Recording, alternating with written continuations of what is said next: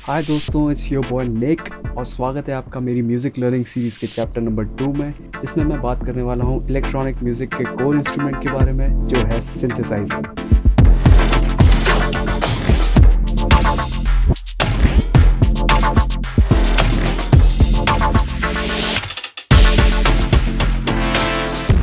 उससे पहले मैं आप सारे सब्सक्राइबर्स को बहुत सारा धन्यवाद देना चाहता हूं, क्योंकि हम 3000 सब्सक्राइबर के माइलस्टोन को रिसेंटली क्रॉस कर चुके हैं। वापस आते हैं टॉपिक पे।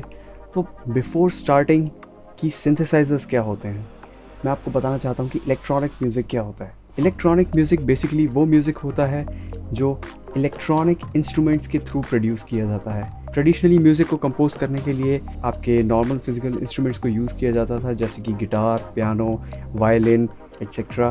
तो ये सारे ट्रेडिशनल इंस्ट्रूमेंट्स थे। But after 18th century synthesisers का इन्वेंशन हुआ। सिंथेसाइजर्स बेसिकली एक इलेक्ट्रॉनिक डिवाइस होते थे जिसके अंदर कैपेबिलिटी होती थी अलग अलग साउंड वेव्स को जनरेट करने की, जिसके थ्रू हम अलग अलग नोट्स पे जब उसको प्ले करते थे तो म्यूज़िक भी कंपोज हो जाता था। तो उन्हीं साउंड्स में काफ़ी सारी प्रोसेसिंग करके लोगों ने म्यूज़िक कंपोज करना स्टार्ट कर दिया, जिसको हमने इलेक्ट्रॉनिक म्यूज़िक का टर्म देना शुरू कर दिया था। आज के टाइम पे इलेक्ट्रॉनिक म्यूज़िक बहुत ही पॉपुलर जॉनरा है, जो बड़े बड़े म्यूज़िक फेस्टिवल्स में प्ले होता है। इलेक्ट्रॉनिक म्यूज़िक डांस कम्युनिटी और रेव कम्युनिटी में काफ़ी ज़्यादा पॉपुलर है। साथ ही साथ अगर पॉप म्यूज़िक की भी बात की जाए तो 80 to 90% म्यूज़िक जो पॉप म्यूज़िक में भी आज आप सुनते हैं तो वो इलेक्ट्रॉनिकली प्रोड्यूस होता है, क्योंकि उन सब के म्यूज़िक का प्रोडक्शन जो होता है वो इलेक्ट्रॉनिक इंस्ट्रूमेंट्स के थ्रू ही होता है। तो सिंथेसाइज़र को अगर शॉर्ट में बताऊं तो बेसिकली एक ऐसा इलेक्ट्रॉनिक इंस्ट्रूमेंट जिसके अंदर साउंड जनरेट करने की कैपेबिलिटीज़ रहती हैं और उसको कई तरीके से इफ़ेक्ट करने की, जिसके थ्रू हम म्यूज़िक को प्रोड्यूस कर सकें। अब इसके बारे में डिटेल में जानते हैं। तो हमने बेसिक डेफिनेशन जान ली कि सिंथेसाइज़र क्या चीज़ होती है। अब हम जानते हैं कि ये किन किन टाइप के होते हैं, उनके क्या फंक्शंस हम यूज़ कर सकते हैं अपने म्यूज़िक प्रोडक्शन में, अपने प्रोडक्शन में अडॉप्ट करके, जिससे आज का मॉडर्न म्यूज़िक प्रोड्यूस किया जाता है। अगर सिंथेसाइजर्स को मुझे कैटेगरीज़ में डिवाइड करना है तो उनके मैं पहले 2 सब डिवीज़न करूँगा।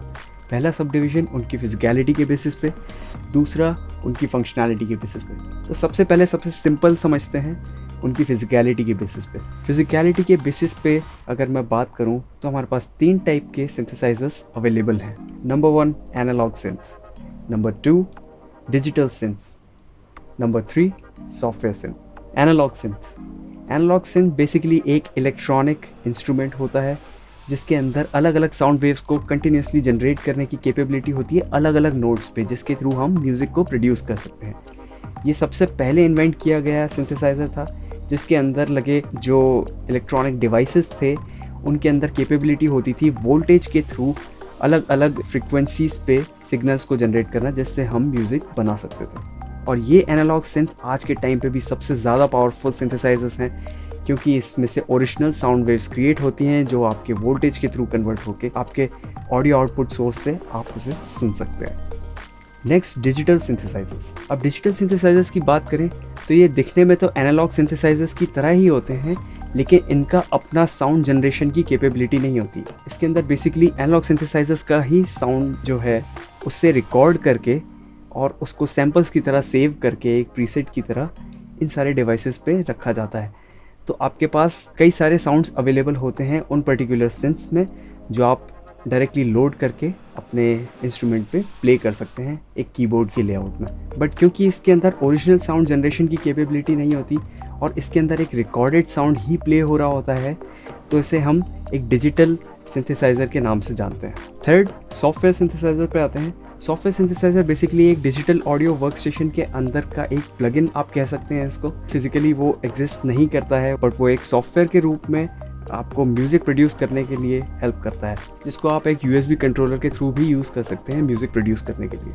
ये सिंथेसाइज़र आपको डिजिटल ऑडियो वर्कस्टेशन के अंदर ही मिलेंगे, या आपको कई सारे थर्ड पार्टी प्लगइन प्रोवाइडर्स के थ्रू भी मिलेंगे जो अलग अलग टाइप की कैपेबिलिटीज़ रखते हैं, जिसकी वजह से हमारी सिंथेसाइजर्स की मार्केट आज के टाइम पे बहुत चल रही है। अब मैं बात करूंगा सिंथेसाइजर्स को अगर हम कैटेगराइज करें उनकी फंक्शनैलिटी के बेसिस पे, तो मैं उन्हें किन किन कैटेगरीज में बांटूंगा। नंबर 1 एडिटिव और सब्ट्रैक्टिव सिंथेसिस। अब एडिटिव और सब्ट्रैक्टिव सिंथेसिस क्या चीज़ होती है? एडिटिव सिंथेसिस मतलब आप अलग अलग साउंड वेव्स को आपस में ऐड करके एक नया साउंड वेव जनरेट कर सकते हैं, जिसके थ्रू आप कई सारे एक्सपेरिमेंटेशन कर सकते हैं साउंड के साथ और उससे आप नए साउंड्स को प्रोड्यूस कर सकते हैं अपने म्यूज़िक में यूज़ करने के लिए। और उसी की दूसरी तरफ सब्ट्रैक्टिव सिंथेसिस के अंदर बेसिकली एक फ़िल्टर का फंक्शन होता है, जिसमें आप कई सारी फ्रिक्वेंसीज़ को स्ट्राइक आउट कर सकते हैं आपके एग्जिस्टिंग साउंड में, ताकि आपको जो फ्रिक्वेंसीज़ नहीं चाहिए आप उनको आप फ़िल्टर आउट कर दो, वो सब्ट्रैक्ट हो जाएंगी आपके साउंड से, और फिर जो आपका साउंड निकल के आएगा उसे आप अपने म्यूज़िक में यूज़ कर सकते हैं सब्ट्रैक्टिव सिंथेसिस यूज़ करके। नेक्स्ट आता है फ्रीक्वेंसी मॉड्यूलेशन सिंथ, जिन्हें शॉर्ट में FM सिंथ भी कहते हैं। FM सिंथ के अंदर बेसिकली कैपेबिलिटी होती है एक सिग्नल से दूसरे सिग्नल को मॉड्यूलेट करने की। इन सिंथेसाइजर्स के अंदर बेसिकली एक पैच होता है जो एक वैल्यू को दूसरी वैल्यू पे इफेक्ट डालने की कैपेबिलिटी रखता है। फॉर एग्जांपल, मैं जब भी की प्रेस करूं और मेरे सिंथेसाइजर का वॉल्यूम ऊपर जाए तो उसके साथ उसका पिच भी अगर मॉड्यूलेट मैं करना चाहूं तो मैं ऐसा एक फंक्शन उसके अंदर असाइन कर सकता हूं, जिसके थ्रू जब भी मेरा वॉल्यूम ऊपर जाएगा तो उसके साथ साथ पिच भी ऊपर जाएगा। ये एक एग्जांपल मैंने आपको बताया। इसी की तरह आपके पास बहुत सारी एंडलेस पॉसिबिलिटीज़ होती हैं, जिसमें आप बहुत सारे पैरामीटर्स को अलग अलग तरीके से मॉड्यूलेट करके अपने साउंड को बहुत ही क्रिएटिवली जनरेट कर सकते हैं। नेक्स्ट मैं बात करूंगा सैम्पलर्स के बारे में। सैम्पलर्स बेसिकली आपके रिकॉर्डेड साउंड्स को अलग अलग फ्रिक्वेंसीज पे या अलग अलग नोट्स पे प्ले करने की कैपेबिलिटी रखते हैं।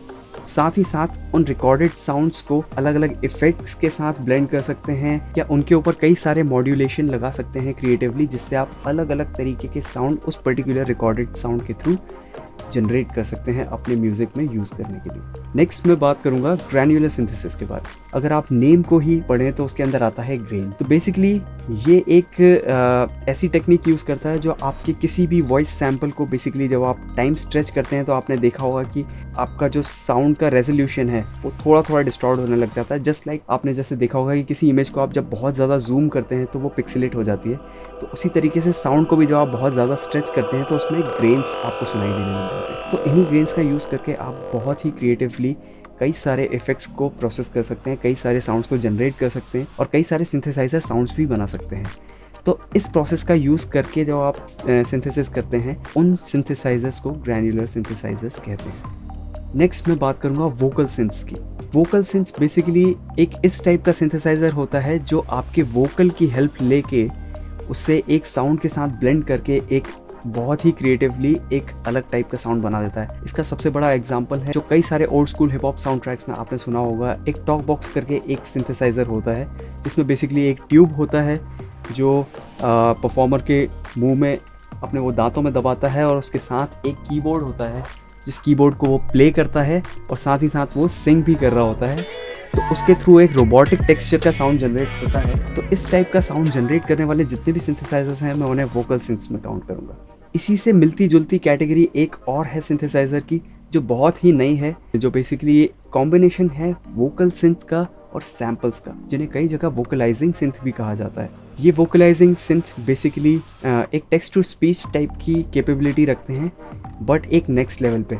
टेक्स्ट टू स्पीच आपने जैसे देखा होगा कि आप कोई भी टेक्स्ट को टाइप करते हैं और फिर उसको अगर आप प्ले करते हैं तो एक फ्रेज़ आपका जो आर्टिफिशियल इंटेलिजेंस है वो उसको रीड करके आपको दे देता है as an audio. But vocalising synth जो होते हैं वो एक स्टेप फर्दर जाते हैं। इसमें आप बेसिकली आपके साउंड ट्रैक के जो भी लिरिक्स हैं उसे आप टाइप ऑन कर सकते हैं अपने सिंथेसाइजर प्लगइन पे और वो उसे अलग अलग नोट्स पे, जिस भी नोट पे आप चाहते हैं कि इस वर्ड को वो सिंग करे तो उसे सिंग करके दिखा सकता है। मैं इसका एक एग्जांपल आपको अभी दिखाता हूँ तो आपको पता चल जाएगा कि किस तरीके से आप सिंपली बस लिरिक्स को टाइप कर सकते हैं और आपको ऑटोमेटिकली जो AI है वो आपको उसका सिंगिंग परफॉर्म करके दे देगा।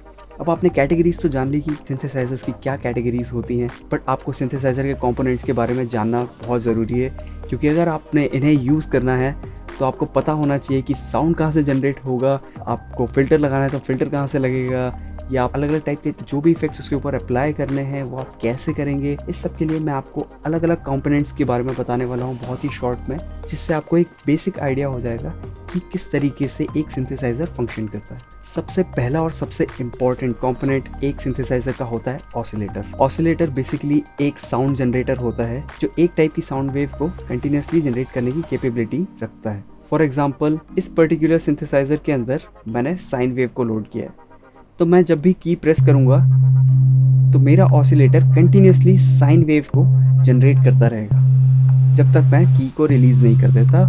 उस साइन वेव को कंटिन्यूसली प्ले करता रहेगा। तो ये एक साउंड जनरेटिंग कंपोनेंट होता है जो एक बेसिक और सबसे ज़्यादा इम्पॉर्टेंट कंपोनेंट होता है सिंथेसाइजर। नेक्स्ट कंपोनेंट की बात करूँ तो हम आते हैं फिल्टर पे।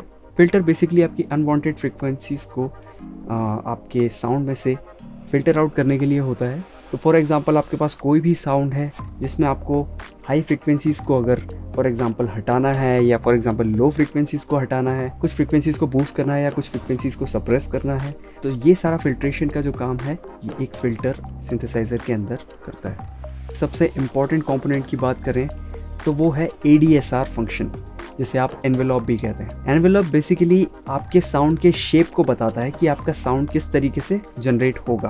तो आपके साउंड के एनवेलप में 4 पार्ट आते हैं जिसे हम कहते हैं ADSR, attack, decay, sustain and release. ये आपके साउंड के शेप को बताते हैं और इन्हें जानना बहुत ज़्यादा ज़रूरी है। तो सबसे पहले जानते हैं अटैक के बारे में। अटैक बेसिकली एक वो टाइम होता है जब आप की प्रेस कर रहे हैं किसी भी साउंड को जनरेट करने के लिए, साइलेंस से लेके आपके जो मैक्सिमम वॉल्यूम पे अगर वो साउंड पहुंच रहा है तो वो कितनी देर में पहुंच रहा है, उस टाइम को कहते हैं अटैक। डीके बेसिकली आपके मैक्सिमम वॉल्यूम से लेके एक सस्टेन्ड वॉल्यूम, जब आपने कोई भी की प्रेस किया तो वो अपने मैक्सिमम वॉल्यूम पे गया और उस वॉल्यूम के बाद जो ये जब तक मैंने की प्रेस किया है तो वो थोड़ा सा उसके बाद डीके होता है, उसका वॉल्यूम जो है थोड़ा सा कम होता है जब तक मैंने की दबाया हुआ है। तो वो जिस वॉल्यूम पे जाके वापस रुक जाता है, तो अपने मैक्सिमम वॉल्यूम से लेके एक सस्टेन्ड वॉल्यूम तक जाने पे जो उसका टाइम होता है उसको हम कहते हैं डीके। नेक्स्ट आता है सस्टेन। सस्टेन आपका वो वॉल्यूम होता है जो बेसिकली आपने जब तक की दबा के रखा हुआ है और आपका एक ही वॉल्यूम पे जो है वो साउंड जनरेट हो रहा है, उसे हम कहते हैं सस्टेन। और उसके बाद आता है आपका रिलीज़।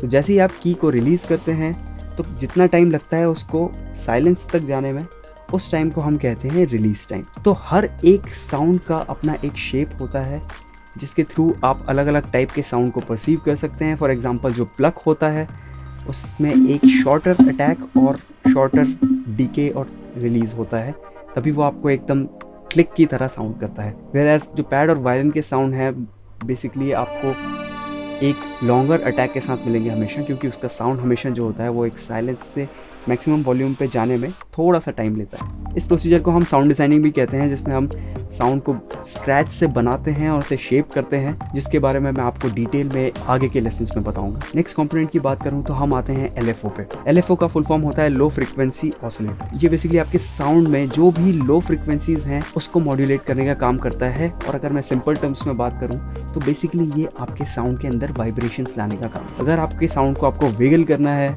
या वाइब्रेशंस लेके आनी है तो आप लो फ्रिक्वेंसी ऑसिलेटर का यूज़ करेंगे, क्योंकि जब भी आपकी लो फ्रिक्वेंसीज में आप कुछ भी मॉड्यूलेट करेंगे या मूवमेंट होगी तो उसके साथ साथ आपका जो ओवरऑल साउंड है वो वाइब्रेट करता है हमेशा। नेक्स्ट कंपोनेंट की बात करूँ तो उसके अंदर आ जाते हैं हमारे इफ़ेक्ट्स में अगर हम जनरल इफ़ेक्ट्स की बात करें तो रिवर्ब का बहुत यूज़ होता है। रिवर्ब बेसिकली आपकी आवाज़ को एक ओपन एनवायरनमेंट में जैसे आपकी आवाज़ गूंजती है तो वो वाला जो इफेक्ट होता है उसे हम रिवर्ब कहते हैं। नेक्स्ट आपका होता है डिले।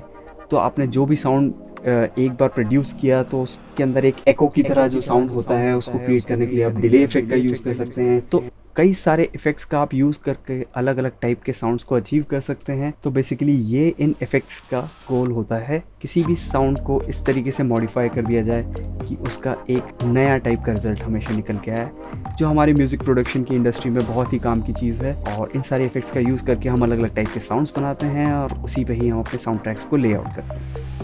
सो आई होप आपको सिंथेसाइजर्स के बारे में जानने में बहुत मज़ा आया होगा। मैं आगे भी काफ़ी सारे इन्फॉर्मेटिव टॉपिक्स पे इसी तरीके से वीडियो लेके आता रहूँगा। अगर आपको मेरा कंटेंट अच्छा लगता है तो मेरे चैनल को सब्सक्राइब ज़रूर कीजिए। अगर वीडियो अच्छा लगता है उसे लाइक कीजिए और कमेंट्स में बताइए आपको आगे किन टॉपिक्स पे वीडियो चाहिए। उन टॉपिक्स पे वीडियो बनाने की जल्द से जल्द कोशिश करूँगा। जल्दी ही मिलते हैं एक नए वीडियो के साथ। Until then stay healthy, peace out.